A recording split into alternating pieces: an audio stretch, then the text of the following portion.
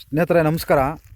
ಈ ಟ್ಯಾಕ್ಟ್ರ್ ಬಗ್ಗೆ ಒಂದು 2 ನಿಮಿಷ ವಿಡಿಯೋ ಇದೆ, ದಯವಿಟ್ಟು ಮುಂದೆಗಡೆ ನೋಡಿ.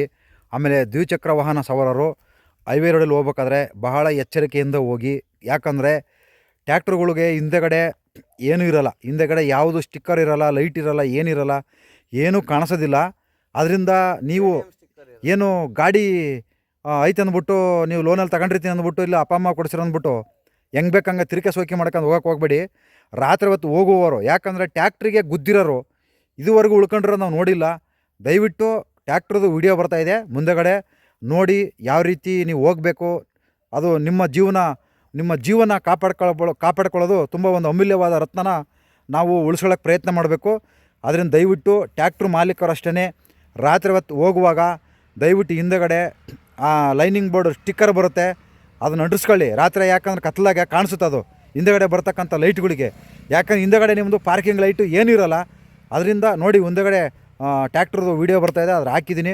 ದಯವಿಟ್ಟು ದ್ವಿಚಕ್ರ ವಾಹನ ಸವಾರರು ಹೈವೇ ರೋಡಲ್ಲಿ ಹೋಗ್ಬೇಕಾದ್ರೆ ಬಹಳ ಹುಷಾರಿಂದ ಹೋಗಿ. ಟ್ಯಾಕ್ಟ್ರದ್ದು ವೀಡಿಯೋ ಬರ್ತೈತೆ ನೋಡ್ಕೊಳ್ಳಿ. ಸ್ನೇಹಿತರೆ ನೋಡಿ ನಮಸ್ಕಾರ. ಈ ಟ್ಯಾಕ್ಟ್ರುಗಳು ರಾತ್ರಿ ಹೊತ್ತು ಎಷ್ಟು ಡೇಂಜರ್ ಅಂದರೆ ನಿಜವಾಗ್ಲೂ ನಾನು ತಿಳಿದಿರೋ ಮಟ್ಟಿಗೆ ತಿಳ್ಕೊಂಡಿರೋದು, ನಮಗೆ ಗೊತ್ತಿರೋರು, ಈ ನಿಂತಿರೋ ಟ್ಯಾಕ್ಟ್ರಿಗೆ ಹೋಗಿ ಆಮೇಲೆ ರಾತ್ರಿ ಹೊತ್ತು ಈ ಕೆಲವರು ಹೈವೇ ರೋಡಲ್ಲಿ ಹೋಗ್ತಾರೆ. ಹಿಂದೆಗಡೆ ಹೋದರೆ ಏನೇನೂ ಗೊತ್ತಾಗಲ್ಲ. ಗುದ್ದಿರೋರು ಒಬ್ಬರು ಉಳ್ಕೊಂಡಿಲ್ಲ ಇದುವರೆಗೂ. ಯಾಕಂದರೆ ಈ ಟ್ಯಾಕ್ಟ್ರುಗಳಿಗೆ ನೋಡಿ ಹಿಂದೆಗಡೆ ಏನೇನಿಲ್ಲ, ಒಂದು ಲೈಟ್ ಇಲ್ಲ, ಒಂದು ನಂಬರ್ ಪ್ಲೇಟ್ ಇಲ್ಲ. ಇವರು ಹೊಸ ಟ್ಯಾಕ್ಟ್ರಿಗೆ ತಂದುಬಿಟ್ರೆ ಮುಗಿದೋಯ್ತು, ಇನ್ನು ಆರ್ ಟಿ ಒಗೆ ಏನಕ್ಕೂ ಹೋಗಲ್ಲ. ಎಫ್ ಸಿ ಇಲ್ಲ, ಎಂಥದಿಲ್ಲ. ಎಫ್ ಸಿಗೆಲ್ಲ ಹೋದರೆ ಗೊತ್ತಾಗುತ್ತೆ. ಎಫ್ ಸಿ ಆರ್ ಟಿ ಒದಲ್ಲಿ ಮತ್ತು ರೋಡಲ್ಲಿ ಯಾರು ಹಿಡಿಯಲ್ಲ ಇವ್ರನ್ನ. ಯಾಕಂದರೆ ರೈತರು ಅಂತಂದು ಹೇಳ್ಬಿಟ್ಟು ಬಿಟ್ಬಿಡ್ತಾರೆ. ಆದರೆ ಎಲ್ಲ ರೈತರ ಹತ್ರನೂ ಟ್ಯಾಕ್ಟ್ರುಗಳು ಇರೋಲ್ಲ. ಯಾಕಂದರೆ ನೀವು ಟ್ಯಾಕ್ಟ್ರುಗಳು ತಗೊಳ್ಳಿ, ಟ್ಯಾಕ್ಟ್ರುಗಳು ಓಡಿಸಿ ಬೇಡ ಅನ್ನಲ್ಲ. ಆದರೆ ಈ ಥರ ಹಿಂದೆಗಡೆ, ಯಾಕಂದರೆ ರಾತ್ರಿ ಹೊತ್ತು ಮೊನ್ನೆ ಒಬ್ಬ ನಮ್ಮ ಸ್ನೇಹಿತರು ಮಗನೂ ಹಂಗೇ ಹೋಗಿ ಟ್ಯಾಕ್ಟ್ರು ನಿಧಾನಕ್ಕೆ ಹೋಗ್ತಾಯಿದೆ, ಕರೆಂಟ್ ಇಲ್ಲ, ಏನಿಲ್ಲ, ಹಿಂದೆಗಡೆ ಹೋಗಿ ಗುದ್ದಿ ಜಸ್ಟ್ ಮಿಸ್ ಆಗವನೆ. ಅವರು ತಂದೆ ತಾಯಿ ಆಶೀರ್ವಾದದಿಂದ ಪುಣ್ಯ ಏನೂ ಆಗಿಲ್ಲ. ಅದಕ್ಕೋಸ್ಕರನೇ ಸುಮಾರು ಜನ ನನಗೆ ಫೋನ್ ಮಾಡಿ ಹೇಳಿದರು, ಅಣ್ಣ ಇದ್ರ ಬಗ್ಗೆ ಒಂದು ವಿಡಿಯೋ ಮಾಡು.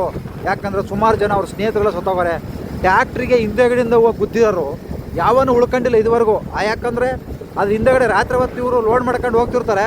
ಅಟ್ಲೀಸ್ಟ್ ಹಿಂದೆಗಡೆ ಪಾರ್ಕಿಂಗ್ ಲೈಟು ಇರೋಲ್ಲ.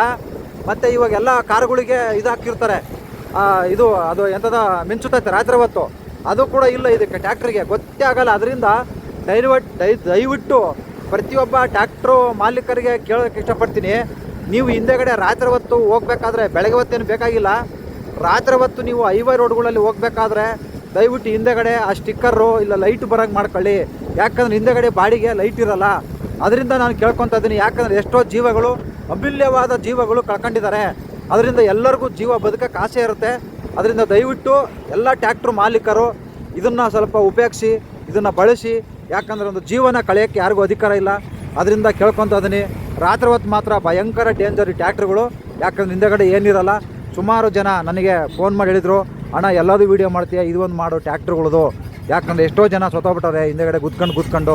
ಟ್ಯಾಕ್ಟ್ರು ಎಲ್ಲಿ ಹೋಗುತ್ತೋ, ನಿಂತ್ಕೊಂಡಿದ್ದೀವೋ ಏನು ಒಂದು ಗೊತ್ತಾಗಲ್ಲ. ಅದರಿಂದ ಕೇಳ್ಕೊತಾ ಇದ್ವಿ. ಎಲ್ಲರಿಗೂ ಒಳ್ಳೆಯದಾಗಲಿ. ನಮಸ್ಕಾರ.